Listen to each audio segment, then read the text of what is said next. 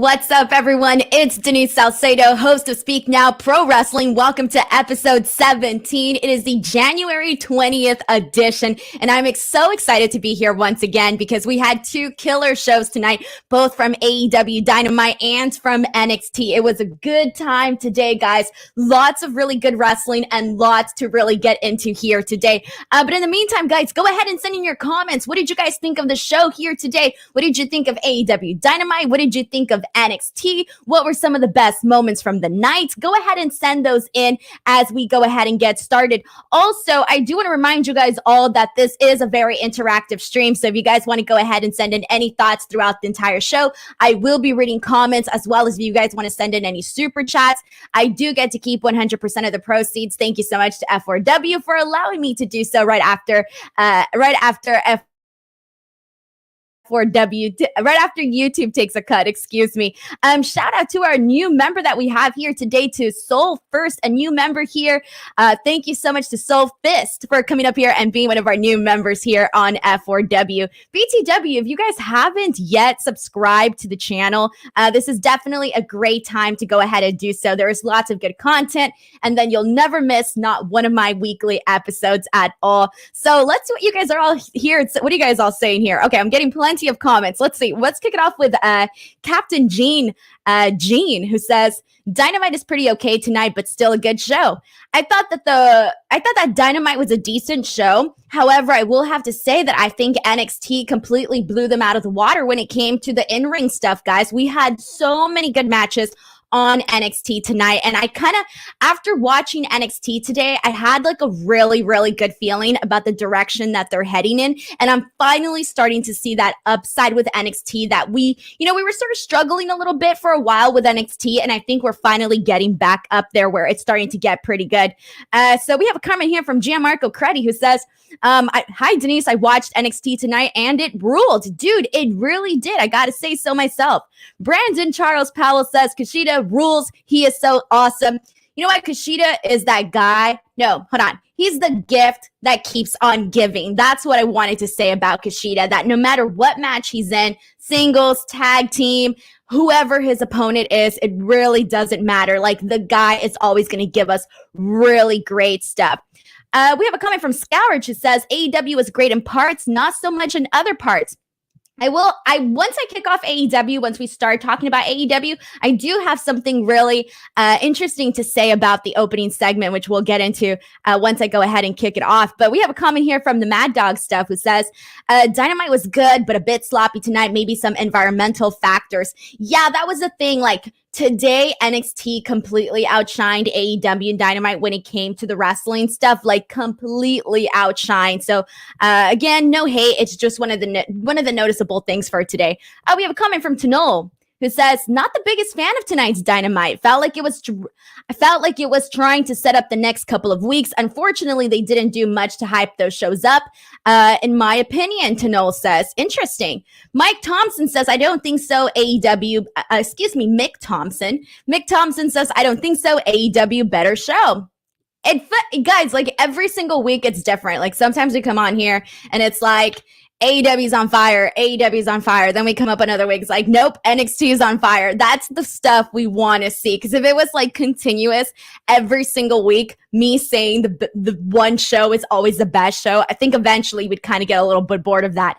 Patrick Della Pena says, NXT stepping up their game up. I feel like AEW is actually on a downturn. Pretty surprised myself.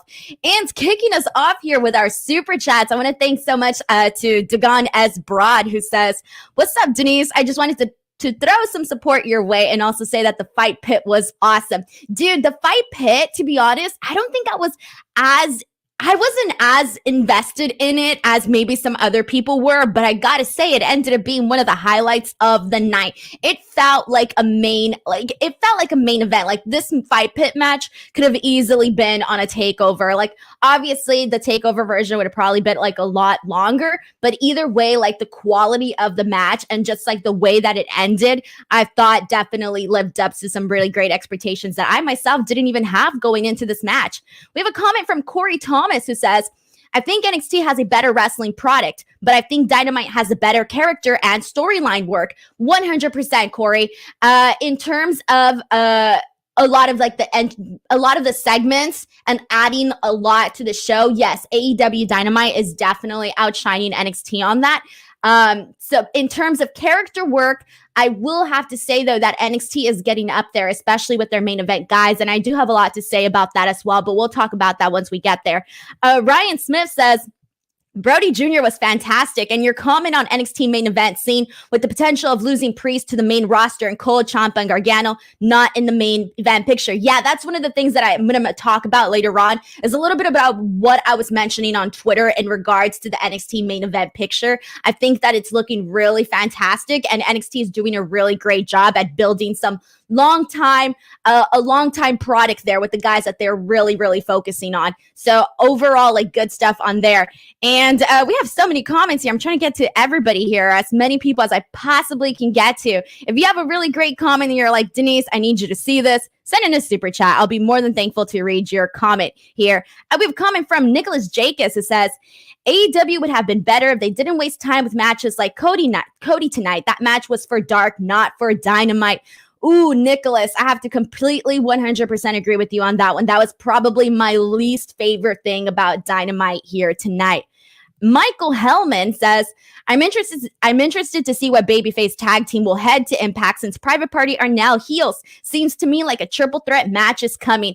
Honestly, this is the best thing that could have possibly happened to Private Party. Like, we already knew Private Party was a legit badass tag team and they were getting there, but they didn't have any sort of opportunity to have any major character development. And I finally feel like we're starting to get that with Private Party. Shadow Crip says, Denise, I'm kind of mad at you. You never replied to me on Twitter. I'm so sorry, guys. I tried to respond to as many people as I possibly can on Twitter. If I haven't gotten to you, just like keep trying or something. Like, seriously, keep trying. I will try to get to you along the way here. We have a comment from Bloody Blues who says, didn't watch NXT, but my impression is that the in-ring stuff is awesome, but they do little to build storylines. Brian Alvarez called it the real spot monkey show sarcastically.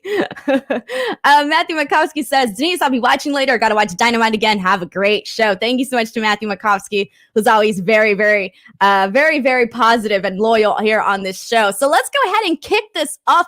Oh, wait, hold on. I got to read this comment. From the Raging Archer HD says, thank God NBA Twitter didn't see that lion salt. Dude, it breaks my heart. It breaks my heart into two, guys. It broke my heart. I'll talk about it more when we get there, but I thought the same thing as you.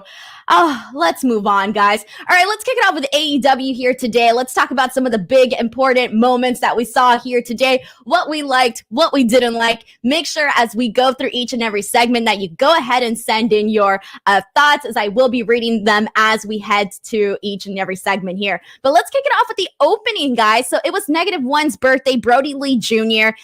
They were celebrating it here tonight, and this was so freaking cute, guys. So he did so much today. It is incredible how, like, a child can just do something so easily. Like, I don't know how to say it. Like, he goes out there and he does these things, and it's so much fun to see. And I'm just, like, really happy. And I gotta say, a lot of respect is owed to AEW, because AEW really went out of their way not only to honor Brody Lee, but also to really just make his family feel like more than just, like, a lot of people always say, like, oh, I'm your family, you're my family, like, whatever, right? And sometimes you never, people lose touch or whatever happens. But I really do think that AEW is doing a great job at really making them feel special. And just, I can't put over enough all the things that they've done for Jon Huber's family. Like, seriously, they've done so much. So they kick this off here, and we get to sing happy birthday. Brody Lee Jr. is wearing his Dark Order mask that we've been seeing him wear. He's wearing his dad's coat. They're lifting him up on the shoulder, so you get to see the jacket, brain down there, and they're lifting him up. I mean, this is such a nice moment. He's, doing all of the proper, body, like physical expressions. It's so much fun. Dark Order, Luther comes out and basically says that he's going to ruin -1's birthday. And then afterwards, this ends up being the match. They lead into Silver, Reynolds, Cabana, Hangman versus TH2, Luther, and Serpentico. And this was a fun match. And I got to say that I think because of everything that they did here, this is one of the things that I wanted to say about the opening segment of AEW Dynamite. I gotta say, this was probably one of my favorite openings to AEW Dynamite in a really, really long time, maybe even ever, just because I loved everything that they did with Brody Lee Jr. so much. So the match itself, it was fast. It was a fast match. They had a couple of cool spots, which I really liked. They had a moment where Luther ruins the birthday cake. He ruins the cake.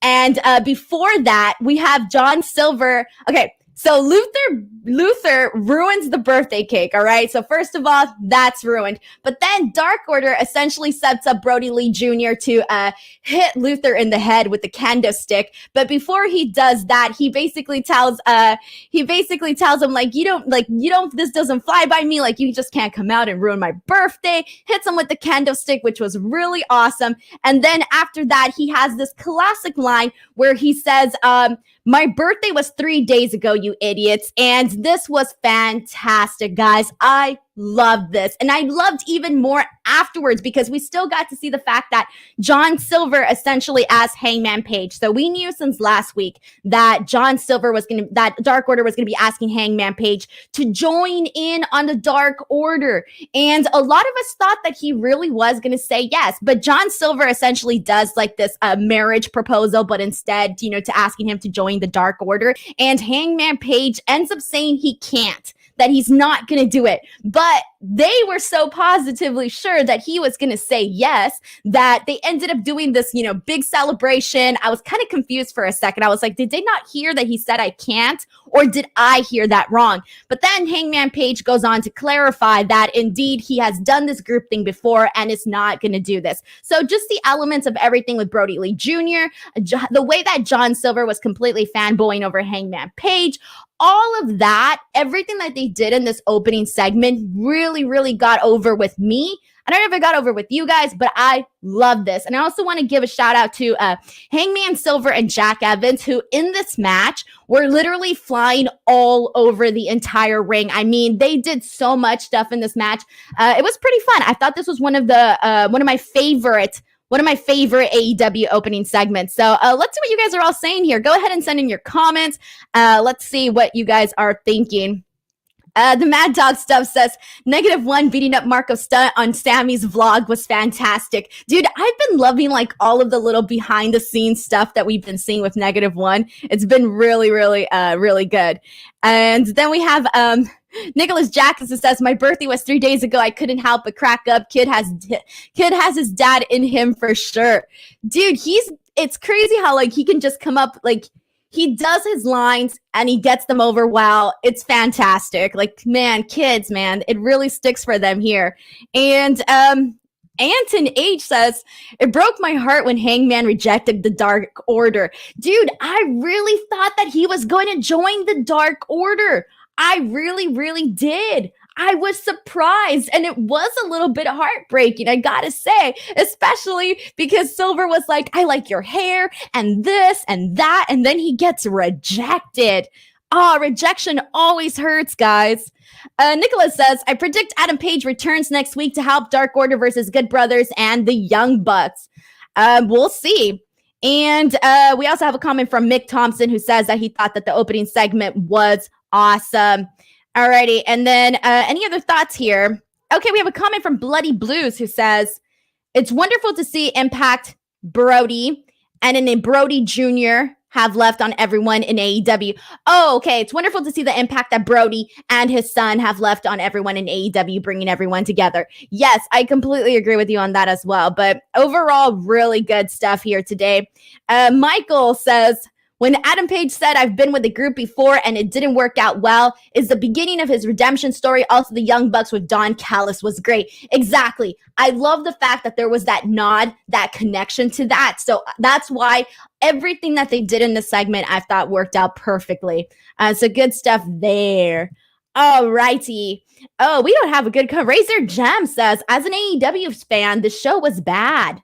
I didn't think it was bad. I wouldn't say it was bad. I don't think it was a bad AEW show. It just wasn't their very best. I would say it was just not their very best. Alex Aguilera says, I lost my mind when -1 threw the papers. Yeah, dude, it's a staple. You gotta do it. And it was freaking awesome. All right, so then let's talk really quickly about this MJF Jericho backstage segment with Alex Marvez. What the hell was MJF talking about when he said that Marvez's breath smelled like rats having an orgy in a microwave? That's what he said, right? Like, I didn't hear that wrong. When he said rats having an orgy in a microwave, I visualized that, and that was not something that I definitely want to visualize ever again. Seriously. Oh, man. Dang, nobody's saying anything good about this AEW show. Interesting, this never happens. Danielle Longworth says it wasn't bad, it was dreadful. Wow. You know, I gotta say that's very surprising because I feel like usually everybody in the chat is always very like pro AEW. So I'm interested to see like how you guys, because I didn't hate the show, guys. I really didn't hate the show. I really, really didn't. Bloody Blues has a comment, says AEW fans are spoiled by A shows. When they have a B-graded show, everyone flips out.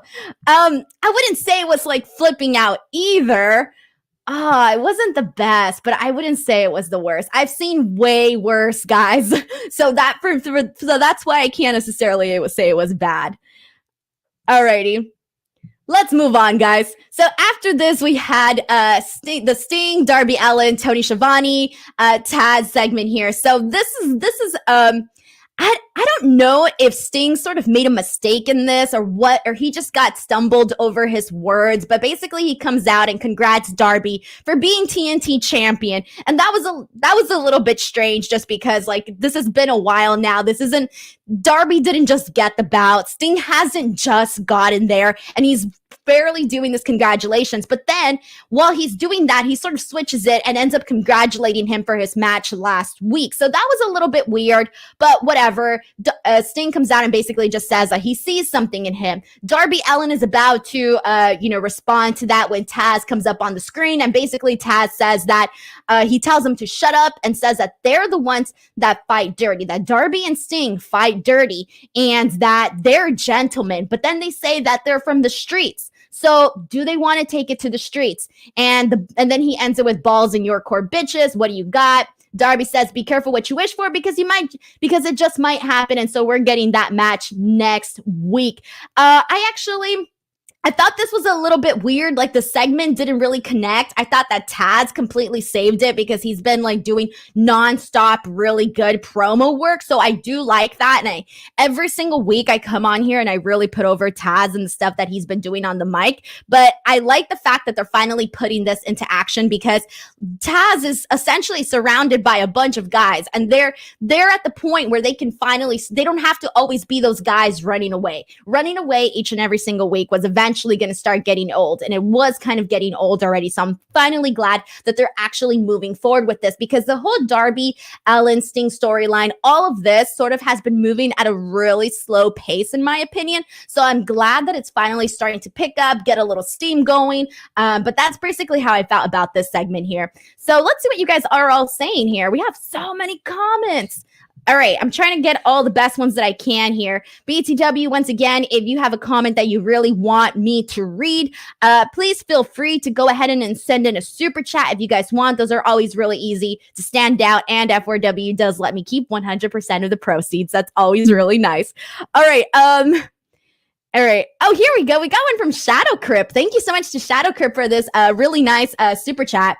Shadow Crip says, can we remember that the news had every show down? Yeah, and I mean, today was inauguration day. I mean, granted, that was earlier in the day, but I almost feel like when you start watching the news, they kind of keep you there like the rest of the day. Like, I'm that person. If I start watching the news at a certain time, chances are that's what I'm going to watch the entire day. It kind of just keeps you there because they keep, either repeating information, or they keep like, I don't know, they keep giving you stuff and analysis that you kind of want to stay there for a bit. I mean, I don't necessarily know how that's going to work in this week, but either way, I wouldn't say it's an excuse though to like not put on your very, very best.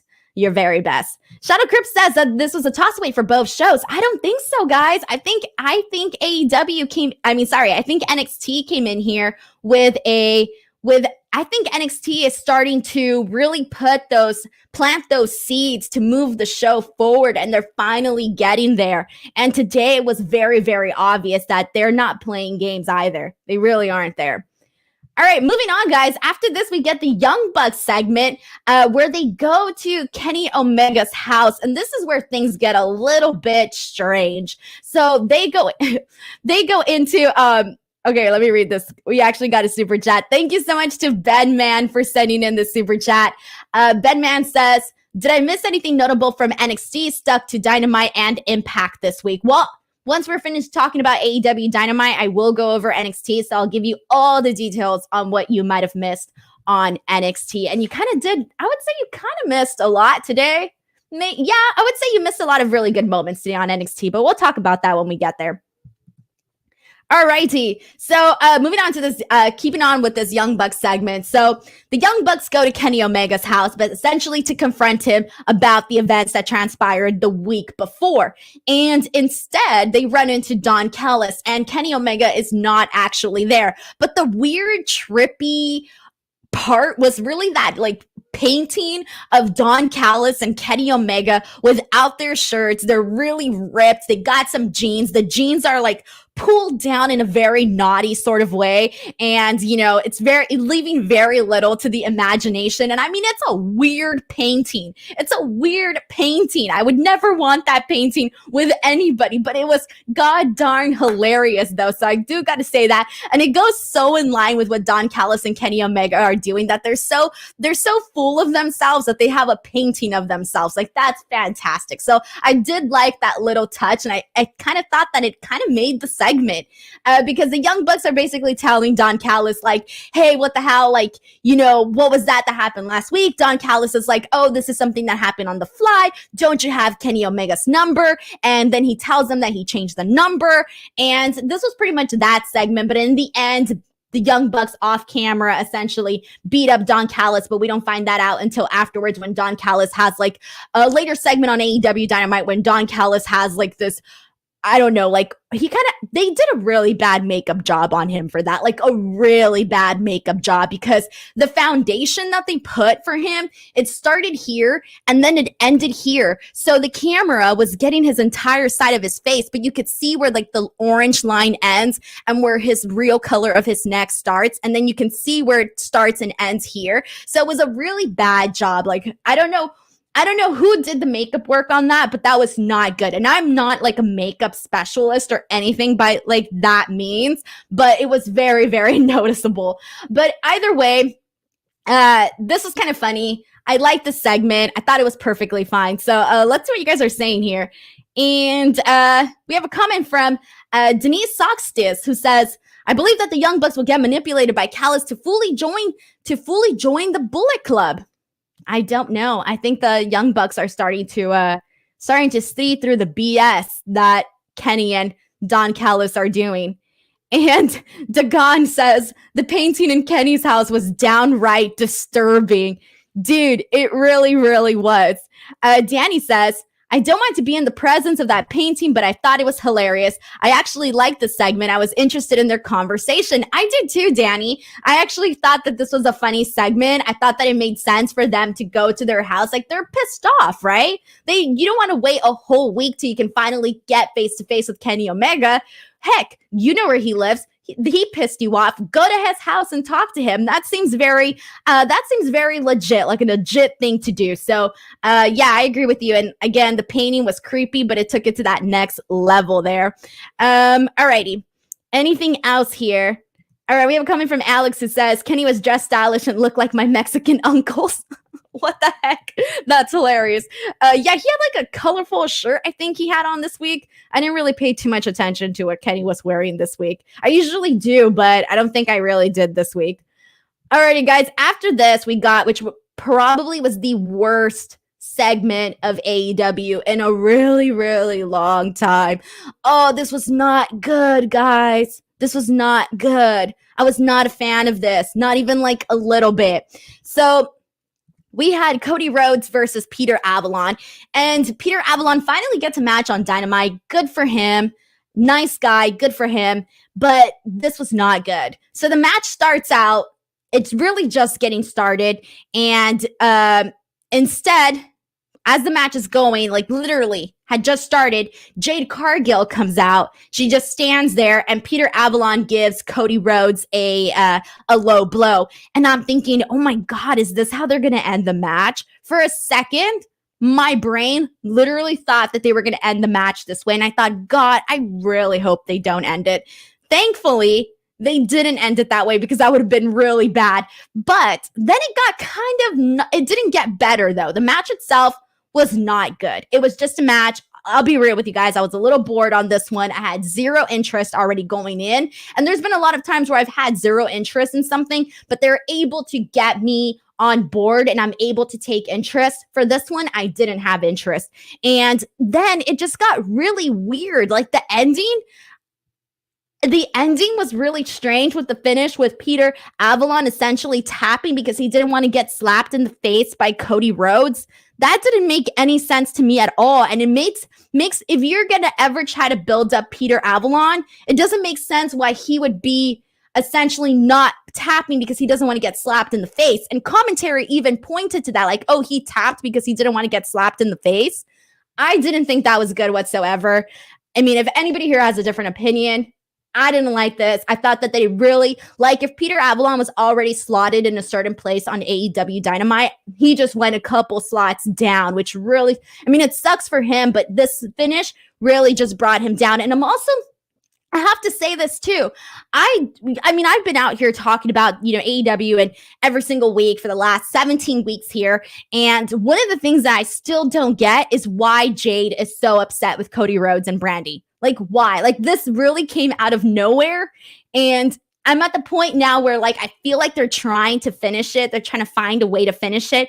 But now it's just getting, like, a little bit irritating. I'm not a fan of this. I haven't been a fan of the Jade Cargill, Cody Rhodes situation since the beginning. I don't think I'm a fan of it now. So I'm a little bit, I hate to sound, like, really negative, but I did not like this segment, guys, whatsoever. So on that sense, I would say it was probably one of the worst ones. Okay then, here we go. Let's see what you guys are all saying here. Not good stuff. Ben Man says, oh God, that Cody match was bad. Yeah, it was not good, but I already said that. Pura Wrestling TV says, would trade the Bucks to have the Good Bros on AEW full time any day. No, I mean, I wouldn't say that. I like Young Bucks matches. I don't care if people make fun of me. I'm a fan. All right. Okay, we have a comment from Joseph Boza who says, this is the stuff that should be on AEW Dark, and they can still set up the storyline of Cody and Jade. I like AEW, but this was useless. I found myself flipped to NXT when this happened. Interesting. Yeah, this was not the best way. This is definitely something that you should be seeing on AEW Dark. One of the things that we talk about is that AEW has such good talent, and they have a lot of guys that are not necessarily being utilized to their max potential. And so I think in that we would rather see those people that we know could get to that next level versus something like this that you're just like, okay, this guy has been slotted already, which is very unfortunate, but hey, it is what it is at this point. All righty. And then we have a comment from Tano who says, Frankie says I woke up on the wrong side of the bed. Not really. There was a lot of things I liked today. Tanil says, not a great idea about Peter Avalon tapping to avoid the slap, but it fits his character as he can't risk damaging the goods, especially since he's got the walk off with Lee Johnson on Dark. Yeah, but come on, like it just, to me, like it didn't really make sense to me. I mean, I like the fact that you're seeing it a different way, but for me, it just didn't make sense. The Keys Boost says the Cody Jade Shaq storyline progresses once every 2 months. It seems Shaq is gonna respond to Cody next week for the thing with Brandy in November? Question mark. LOL. I thought that was pretty much done already. I wasn't really expecting to see much of Shaq anymore. I don't know if I'm right or wrong on that. Ben Man says Cody can be entertaining without the bout, but he needs to be on the higher on the card than wrestling Avalon and feuding with a lowered card chick. Yeah, I get what you mean on this. Oh, thank you so much to Forsaken Productions who says, this is your 30-minute warning, Denise. You asked for a timekeeper last week. I really did, actually. I did ask for a timekeeper last week. And so far, I'm not doing a great job of keeping on time here. But let's go ahead and move on. After this, we got a match from Jon Moxley versus Nick Comoroto. I don't know if I said his last name correctly. I don't know much about Nick. This was really my introduction to him. I wouldn't say I was blown away. This was just a match for me. There was nothing extraordinary about this to me. But I liked Jon Moxley's promo afterwards where he basically said he's willing to wrestle anyone from any part of the world. I agreed with Jon Moxley when he said he can't keep track of everything that's going on in AEW. I agreed with him because there's sometimes a lot of stuff that is happening. We also have a comment that I'll go ahead and read from JH95 FTW Productions says, either Avalon should have beat Cody after the low blow or Cody should have won with the crossroads and this should have been over in a minute. Match was bad. Yeah, I mean, I didn't want that finish with a low blow, but at least maybe I can make sense of that one a little bit more than the slap finish. I could make sense of that just a little bit more. Okay, T. After this, we had Top Flight and Matt Sydal versus Private Party and Matt Hardy. This is literally the best thing that could happen to Private Party. Again, we're finally getting some character development on them, which is wonderful. This was a fun match, fun interactions, especially between Top Flight and Private Party. Again, for guys that are really, really athletic and can really go. So this was a good match. Again, this is doing really good for Private Party. And afterwards, Private Party still attacked Top Flight and Matt Sydal, which I thought was good because we're starting to see this edge come about for Private Party. So again, overall, good match.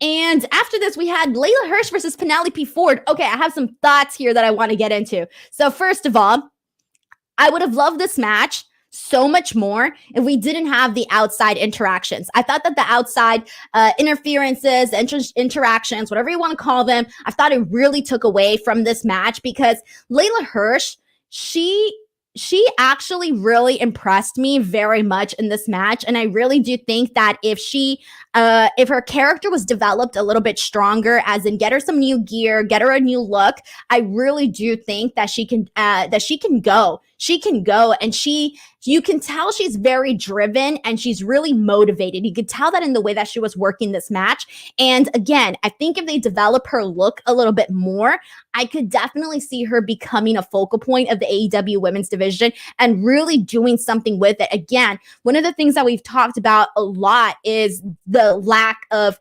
focus on the women, or just not the women getting the right opportunities, the women not having the right matches, not having the right opponents, whatever. We've talked and analyzed the AEW women's division a lot. But I think that if you do something with somebody like Leyla Hirsh, and she can definitely get on that path, start building her and start, get her in with Britt Baker, start doing stuff with Thunder Rosa. Like, you are starting to have a couple of women that you can really build something with. And I do think that Leyla would be one of them to go ahead and do this with. Penelope Ford, though, I wouldn't say was a perfect opponent for Leyla, just because Leyla wrestles a totally different style from Penelope Ford. So I didn't think that their chemistry was great. I mainly liked this match just because I wanted to see what else Leyla could actually do. I wanted to see more of her in this match, and we got a lot from her. So that's basically what I was. Honestly, Leyla Hirsh, to me, she was the pro in this match. Like, she really was. I was very impressed with her. But that was pretty much that, guys. I really do want to see more of Leyla. But let's see what you guys are all saying here. We have a comment from Bloody Blues who says, Big Money Matt is really good fit for Private Party. Them embracing his tactics is good storyline development. 100%. Sam B says she's very green. I don't know if you're talking about Leyla. And yeah, she's obviously, guys, she's still getting her footing. Like, she's still trying to find, she's gonna get better. Like the more people she works with, the more opponents that she works with, she obviously is gonna get better. But I will say that this was a good start from her. Bedman says outside interference is consequence of everyone being in a faction. Only part that bugs me with AEW. Yeah, and I've said that a million times on this show, that there is a lot of, post-match melees that are always happening on AEW. I do think we could see less of that. Today, I don't think we got too many today, actually. But I might not have paid attention as much as I do to that in other shows. And anything else here? D-Train Riotmaker says, this Miro Chuck Taylor storyline needs to be died quickly. Not interested in it. Miro needs to be a killer in the ring. Yeah, I'm not interested in it. Thankfully, the wedding is almost here, so hopefully we dive into something else afterwards. Joseph Boza says Leyla is enhancement talent they would use on Dark. This was supposed to be against Nyla Rose. The Mad Dog Stuff says it's kind of the opposite problem of WWE. AEW wrestlers have too many friends. WWE wrestlers have no friends. You know what? That's actually a pretty funny point you're making there. How many times have we seen somebody get like brutally attacked and burned alive and nobody came out to help them? Yeah, that's something that I didn't think of until now. So thank you so much for pointing this out. Coming from Nicholas, who says, I think the tag division is going to benefit most by Impact. I hope to see teams like Top Flight on Impact as well as not just jobbing on Dynamite. Yeah, and here's the thing is that was one of the things that I talked about on one of my previous streams when we were talking about the fact that, when we had just found out that AEW and Impact Wrestling were going to start having this collaboration, the big pro for... Okay, so we already know the pro for Impact. So they're getting this, exposure. Obviously, AEW is more popular, is getting more exposure. So having that connection with them is only going to add more eyeballs to their product. So we already know what it does for Impact Wrestling. But what it does for AEW Dynamite is the fact that, again, they have so many talents that they don't always get to work that often. So having their talent appear on Impact Wrestling gives them an opportunity to work with guys, that they have on there, like Chris Sabin, Alex Shelley, Eric Young. I mean, there's so many different people that the younger talent that's still a little bit more green could work with these vets. And then these people that have more experience can help them, shake off that greenness. And even Impact has so many, of these legends. And this could be like a resurgence for them as well, just working with that younger talent. So there is a lot of benefits from the Impact AEW collaboration, even for AEW. So yes, definitely having the younger talent go out there, get some good matches in with talent that could definitely help them grow and get better in the ring. And then, hey, get them really even better, get them on AEW Dynamite, get them to that next level where they need to be.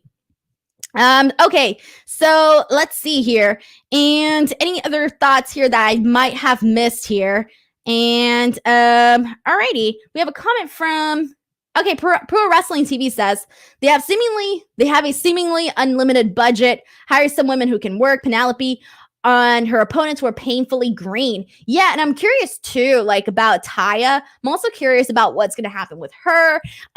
Also, we do have 3 new signees that are in the Women's Tag Team Classic for WWE, with one of them being Priscilla Kelly. So they did hire 3 more women, guys. So it's like so many people that so many women that they have on their roster. It's crazy to me how not some of those women aren't on AEW, because they really need some of those women. They need to extend their reach and try to get some of those girls. Alrighty. Closing out the last segment of the night, which was Santana and Ortiz versus Sammy and Hager versus Jericho and MJF. I really think that the person that did so much in this match was really Sammy Guevara. Holy dang, the guy was everywhere. I think he was the one that really was just working so hard in this match. This was fine. This was a perfectly fine match. It was exactly what I expected it to be. We did have that bad lion salt from Chris Jericho, which again, we mentioned at the top of the stream, was kind of unfortunate to see, because for the most part, he has still been able to do, all of the greatest hits perfectly fine. But this was just, it was kind of unfortunate, especially watching the replay of it. But I was not a fan of that.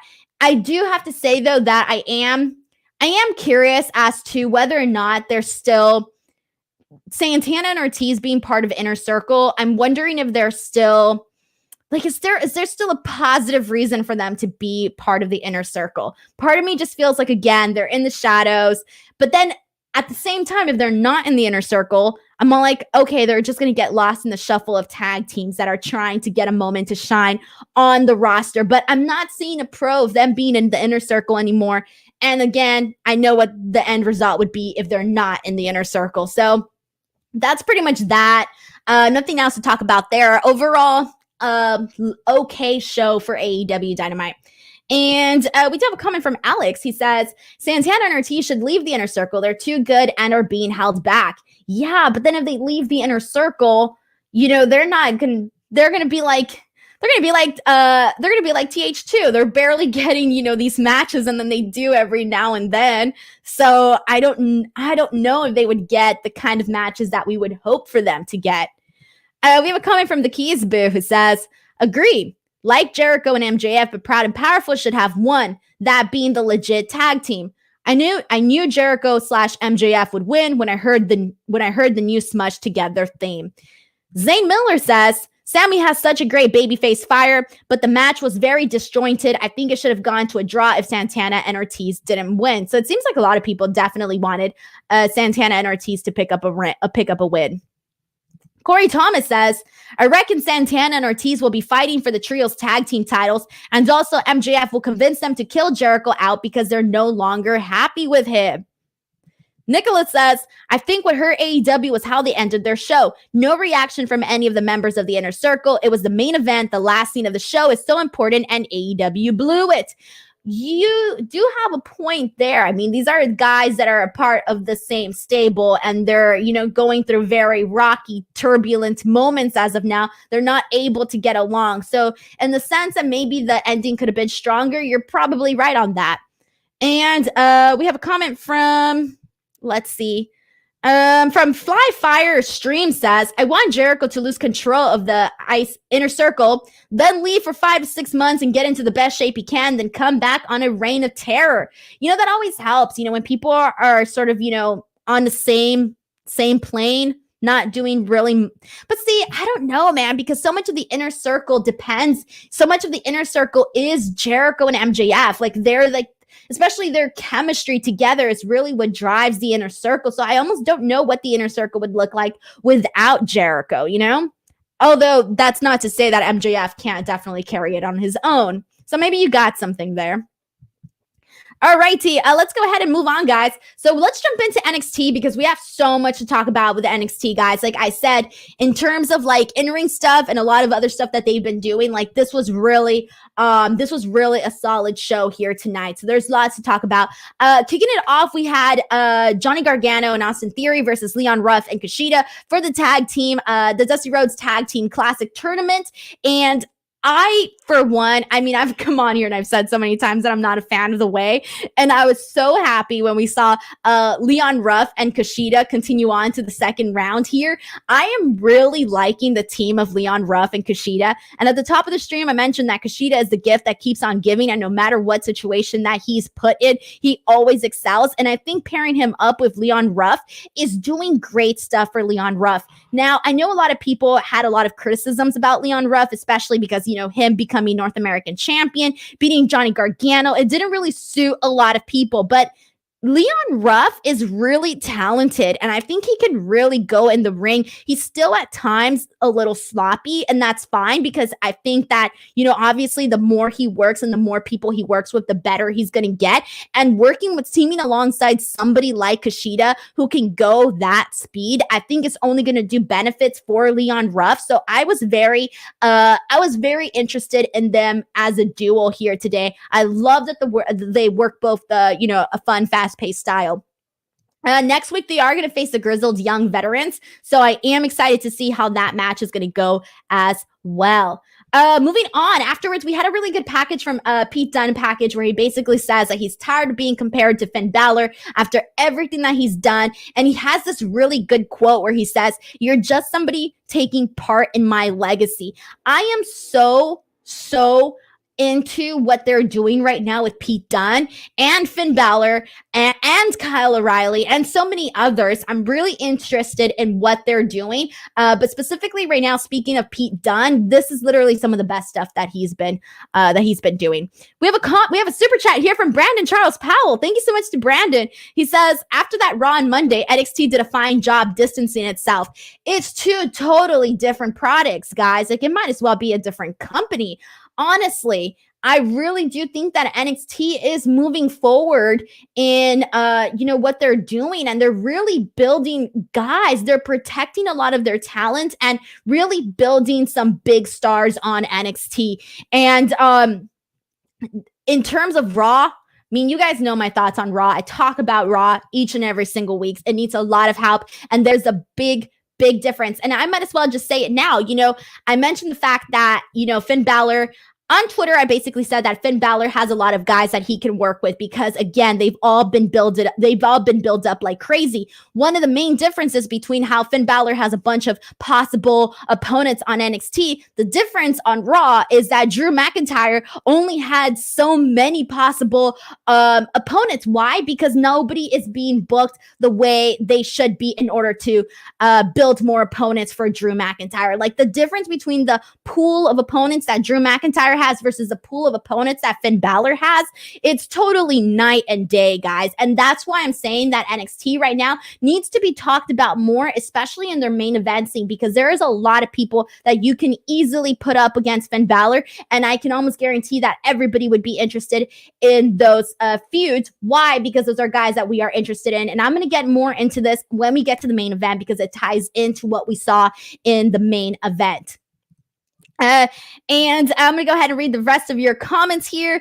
We have a comment from Razor Gem who says, I'm worried about NXT wrestlers being too good and going up to the main roster. I know, but it's like you're stuck between a rock and a hard place, really, because you love the matches that you're getting on NXT, right? But even though I think it was Adam Cole who was saying like, oh, NXT's on par with the main roster, a lot of us don't feel that way. And I think as much as they want NXT to be on par with, the level of Raw and SmackDown, in terms of the in-ring stuff, yeah, they're blowing them out of the water. But in terms of like that star power presence, it's still not there. So for me, like what I'm trying to get at here is that you want that guy to move on to the next level so that they can essentially, get to this new level of, popularity and fame on being part of the Raw and SmackDown, rosters. So it is a rock and a hard, being stuck between a rock and a hard place because you want to see those caliber, those types of matches, but then you also want to see, the grand star power, everything that you get from Raw and SmackDown or that you could be getting from Raw and SmackDown. Okay. And we also have a comment from Randy Paula who says NXT is the show in WWE right now. Yeah, and like I said, they were kind of having a bad time, especially when Keith Lee essentially got moved up to the main roster. Karrion Kross was out in an injury. Finn Balor was out in an injury. Like, they got hit so hard by the injury bug, and this is finally when they're starting to get up, a lot. They're starting to go up, guys. Like, things are starting to get better. All righty. We have a comment from Joseph Boza who says, you want to graduate to WWE, but it feels like Triple H and the NXT staff don't want to let them go. A lot of them are starting to overstay their welcome. I think we can name a couple of people. I mean, Ciampa, Gargano, Cole, they've done just about everything that they possibly can do on NXT. But then at the same time, we're getting newer talent, building people up. They can always go back to those, the main eventer guys like Johnny Gargano, Cole, Ciampa, the guys that I just mentioned that, were the top always in the main events. Now they're slotted a little bit below now because they're focusing on other guys. And that's still okay because they can always pull them up and use them whenever they want. So they have a lot of potential right now in terms of their roster. It's looking really strong. Alrighty.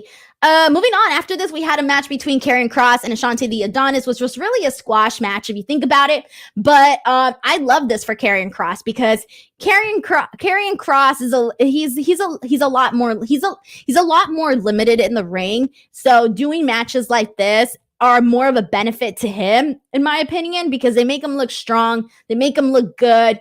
I like this. I think that they can keep doing stuff like this with Karrion Kross. It works for him. Like, I know people are not, fans of Goldberg or anything like that. I get it. But I think if they were to do something similar like that with Karrion Kross, where they could do like a streak thing and just come out here, have him beat these guys up and really push him forward. I think if they're going to do the streak thing with anybody, somebody that it would work well with would probably be Karrion Kross. He doesn't need to be in these really long, competitive matches on NXT because it's just not really his fit. So yeah. And when he does get to Finn, I do think that Finn Balor can get an awesome match out of him. So he does really look like when it comes to Karrion Kross, he has the star power, he has the charisma, he has the presence, and what makes him even look more impressive when he's in the ring is doing those power moves and those strikes. So that's why the shorter matches for him just work a little bit better. All righty, we have a comment from Flyfire Streams that says, Kross is a superstar, man. They've done great so far, in my opinion. Joey Z says, love Kross. And we have a comment from Randy who says, Santos Escobar is the future of NXT. I hope they get there. Joseph Boza says the presentation with Karrion Kross and Scarlett when they entered the ring is good, but when the match starts, it's back to squash matches. But like I said, it could work. I think if they build to his strengths, those squash matches could work for him. Moving on, guys. They did play a package for MSK.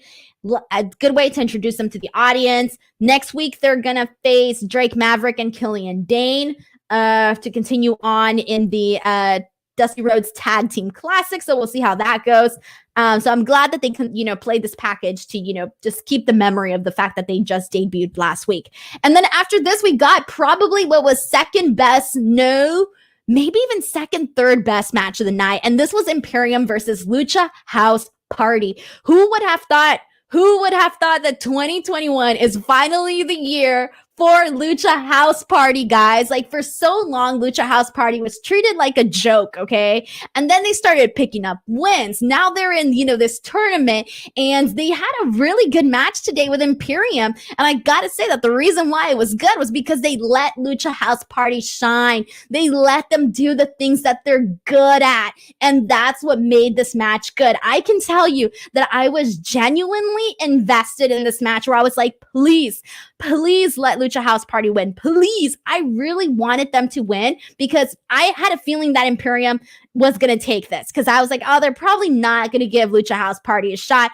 But the fact that they actually did, it makes me so happy. Like, now they're going to go into this match with El Legado del Fantasma for their next match. I don't know if Lucha House Party is going to win that match, but the fact that they're giving them this much, just giving them something to make them more worthy, and not always just think that, oh, at Lucha House Party, this match is going to be a joke, let's not pay attention. Now, like, this is the way you utilize guys like this. And I think that this was one of the first really good showcases for Lucha House Party. So good stuff for them. I was honestly really rooting hard for them on this one. So I was legit invested in this match. Zane Miller says, jobbers no more. This was crazy good Lucha things.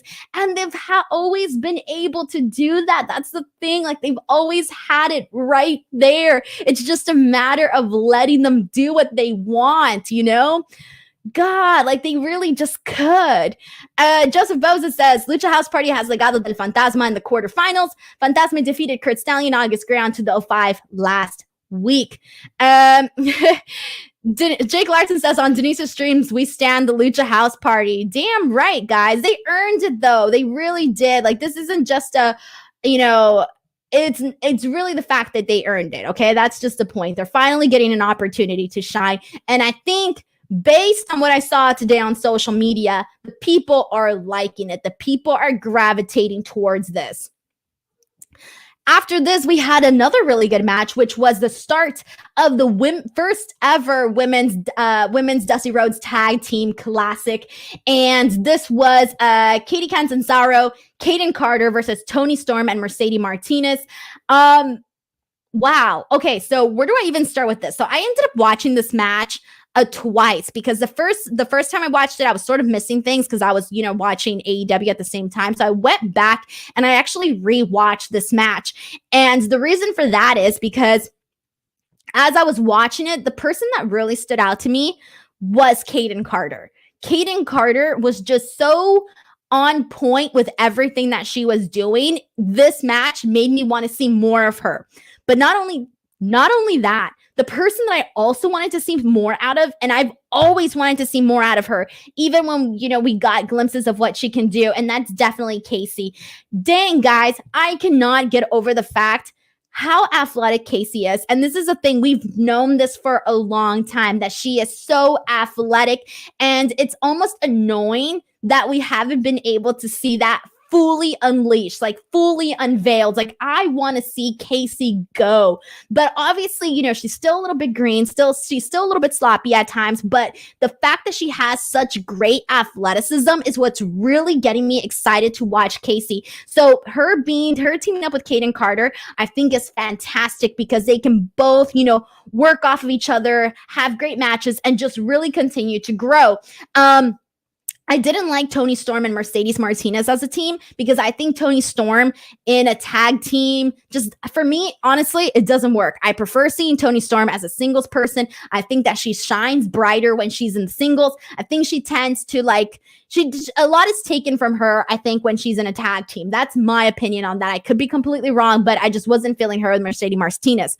Also, I'm not completely crazy about the Mercedes Martinez Io Shirai thing, because I just kind of feel like, I don't know, I'm not as invested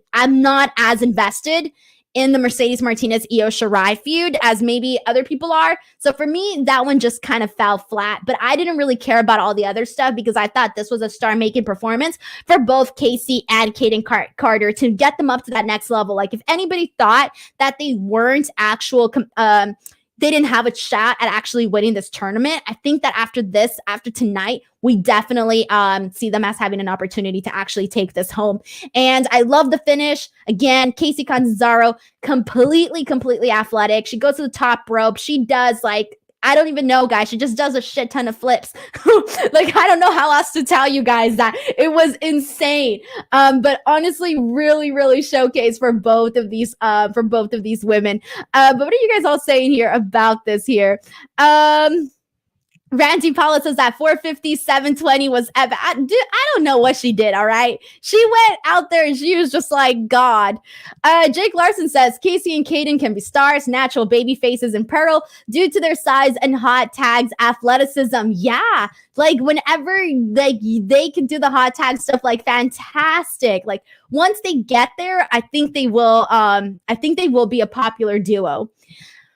Bobby says, Casey had so much hang time on her finish. I don't think she even realized she was going to be up that long. It's great now, but will be epic when she perfects it. Exactly. Like I said, she has so much athleticism. Now she just has to sharpen it up. And the only way that she's going to be able to do that is by working with more people, working with people that, have more experience than her and whatnot.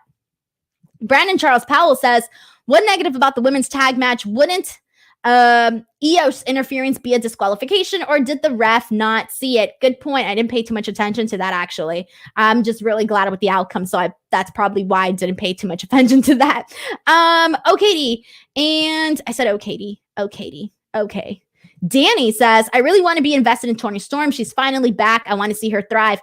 Yeah, I think that Toni Storm came in with all this hype, and she has such a star power presence already to her, but I think it's kind of dwindled down a little bit in the way that she hasn't necessarily been a focus. I really think she should be in that Mercedes Martinez spot. Vijay Muhan says, Katie Catanzaro, that's it. 100%, dude. By the way, welcome to Ben Man, who is a new YouTube member. Congratulations. Thank you, Ben Man, for coming in to F4W. Welcome. Thank you so much for being a new member. Guys, BTW, if you haven't already, make sure to subscribe to F4W's YouTube channel. If you're already here, you might as well subscribe, become a member. There's exclusive content for members, so you guys can go ahead and check out all of that. Plus, you'll always be reminded about my show each and every single Wednesday night at the exact same time that you guys are watching right now.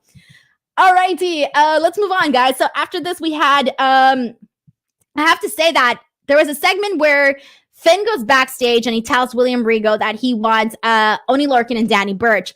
But Regal tells him, go get a partner. And Finn basically says, like, you know me. You know I have no friends, only enemies. This was so great. I was completely here for this. But then Regal tells him to keep his enemies close and basically tells him, like, you got to go find a partner. And I think you know who I'm referring to. Later on, we see Finn essentially get Kyle O'Reilly to team up with him. And I love this, guys. I love this. We did see a match between Tyler Rust versus Bronson Reed. Bronson won with the splash. This was a fine match. It was okay. That it was fine.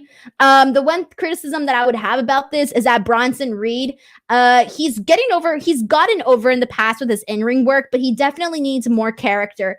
No, there's other than him being impressive because of his size, there really isn't anything else there. Him, like Jake Atlas, both of those guys are somebody that needs to get a little bit something more of a character development so that they can get over, a lot stronger. And then we also had Legado del Fantasma come out. Santos Escobar cuts a promo. And as Santos Escobar is a star, we already know that. But then afterwards, Lucha House Party comes out. They attack Legado del Fantasma again. They're going up. They're having a match later on in the tournament. But then afterwards, out of nowhere, Kurt Stallion comes out and helps out the Lucha House Party. And now it looks like they're some sort of a trio. I thought this was a little bit random, but whatever. I'm here for it. Thank you so much to Maz 3D for coming into the chat. What's up, Maz? We also have Elliot Fletcher says, Denise definitely related to Finn, saying that always making enemies. I'm not always making enemies. But yeah, you got to keep your friends close, but your enemies closer. I always forget that saying, but it's such a everyday saying. Alrighty, let's go ahead and continue, guys. All right, after this, we had the main event. All right, let's get into this. Let's do this. Here we go. Ciampa versus Thatcher in the fight pit. What do I want to get from here is that, to be honest, I was like, man, I kind of feel like Ciampa is so much more of a killer than Thatcher is. So I went in here, seeing Thatcher as one person. Then after the match, I saw him in a totally, completely different light. And that is a good thing. At first, I really wasn't buying Thatcher as too much of a killer. And I get it. He does always have that. All of his past takeover matches have been brilliant and brutal and violent. But compared to Ciampa, I just kind of felt like Tommaso Ciampa had a little bit more of that killer instinct, more of that killer vibe. But boy, did I change my opinion by the end of this match. They had some really good stuff in here. Ciampa was, they really did a good job at utilizing the fight pit, utilizing the top platform, utilizing the bottom, utilizing the cage itself. And my favorite part was when Ciampa was literally chopping the heck out of Thatcher. I like that. I like the fact that he was literally tossing him back and forth between the cage walls, just tossing him back and forth like a rag doll. That was pretty cool. I love the fact that they kept up the momentum for this match. They really kept the same. They kept a really good pace throughout this entire match where they were hot the entire time. And so it felt really good. Like there wasn't a moment to get out and not be invested in this match because they kept you there with the intensity that they were bringing for this. And this leads me into the finish where essentially Ciampa gets his foot, I think it was his right leg. He gets his leg stuck in between the cage, okay? In between those cage walls, he gets it stuck in there, and then Thatcher ends up getting him in a submission hold, and that is how he ends up tapping. And I did not expect Ciampa to tap. I'll tell you that much right now. I didn't expect it. I don't know what I was really expecting from this match, but I wasn't expecting for it to be as shocking as it was here tonight. I love this. I love the finish, even though I went in thinking, hey, we got to really have Ciampa win this match because I want to see Ciampa win this match, whatever, right?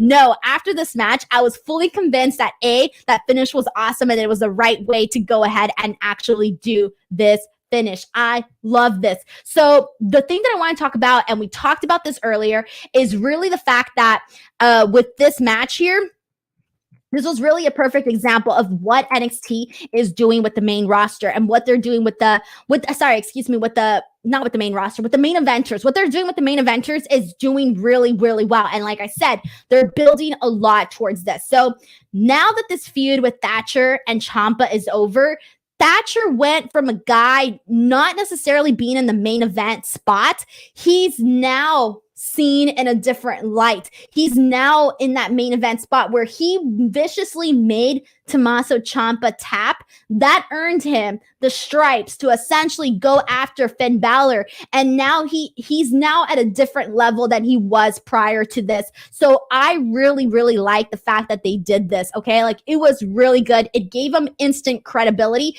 to go after Finn. So now we mentioned the fact that Finn Balor has several different opponents, different people that he can now go out and face. Those people are Pete Dunne. Obviously that's what he's been doing. Kyle O'Reilly. There's still a lot of steam there. Yeah, they're teaming up, but they're enemies. Karrion Kross, who has also had his eye out, on that belt.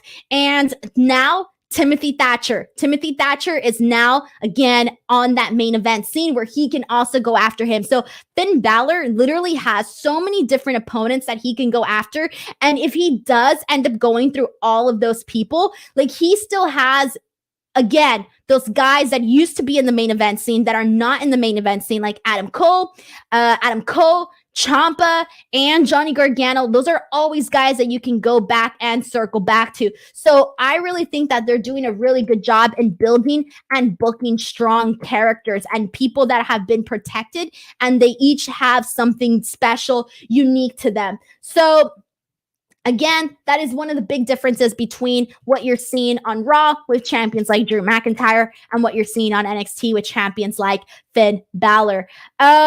Anything else that I kind of want to add to this, guys? I think this is pretty much it, because this is really what I just wanted to kind of get out there. So overall, really good stuff from NXT tonight. Really good. So let's see what you guys are saying here. Guys, go ahead and send in your closing thoughts on what you thought about either AEW or NXT. And I'm going to go ahead and read some of the final comments that we get in here. And all right, here we go. Let's see. We have one from Joseph, who says, next week NXT has Finn and Kyle versus Kings of NXT, the quarterfinals of the men's Dusty Classic start. Yeah, I like the fact that we're actually getting matches announced, prior to the show. That's always really great. Danny says, I want to see Thatcher thrive. I'm so glad. I love that this is Thatcher's signature match. Dude, it really boosted him up to that next level. We have a comment from Nicholas who says, Thatcher in the pit is like the Undertaker for Hell in a Cell. It's his backyard that brings the best out of him. Seriously. Randy Paula says that Fight Pit was very entertaining. Brandon says, well, Thatcher has lost one too many matches as of late, so I too wasn't thinking much of Thatcher, but this match was fun. Exactly. Like, I wasn't completely hot on Thatcher until after this match. Dagon says Fight Pit was definitely match of the night. Agreed. After that, I would probably say the women's tag match and also the Imperium Lucha House Party match was also really good. Then Elliot Fletcher says this is the first time Ciampa has tapped out. Dude, Ciampa's not necessarily somebody that he's not an easy opponent. Like, you beat Ciampa, you can brag. You can brag. Zane Miller says Thatcher was on point tonight, brought back his intensity from the first Fight Pit with Riddle, and once again tonight showed his brutal side in tapping out Ciampa. Joseph says, just saw a social media video on NXT with Ashanti the Adonis being pulled. Tommaso Ciampa was being teased about teaming with Desmond to meet Tony Nese and Arya Daivari. Okay, I need to see that because I didn't see that. And anything else here? Pro Wrestling TV says Cross won the title from Keith Lee, but injured his shoulder in the match and had to vacate it. Yeah. And anything else here? Nope, that's about it, guys. Alrighty, there we go. That is our show.